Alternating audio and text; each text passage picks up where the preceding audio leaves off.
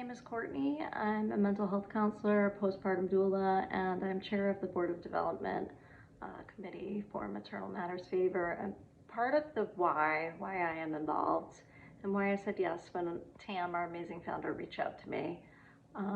Early in my life, I was interested in women's health, and as I dug a little bit deeper and learned about my own body, my own health, the history of women and health in America, I found that there's a sort of complex and twisted history around healthcare inequities in the United States.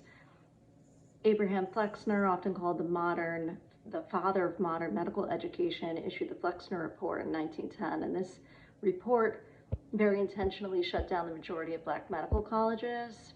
It made it much harder for women to participate in medical school education.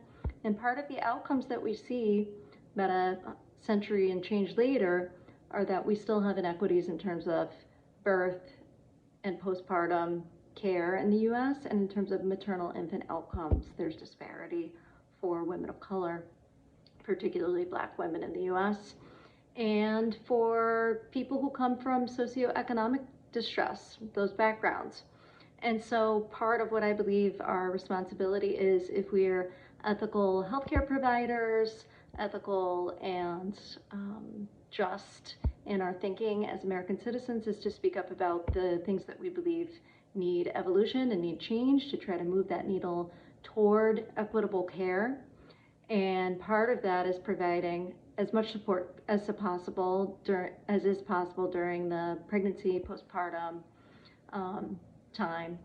And I would also say that in addition to just really dire health risks, the reason that this matters so much is that emotional support, supporting that connection between family members early on in the story of a family, it means that later in life, relationships can be richer and more connected between parents and infants.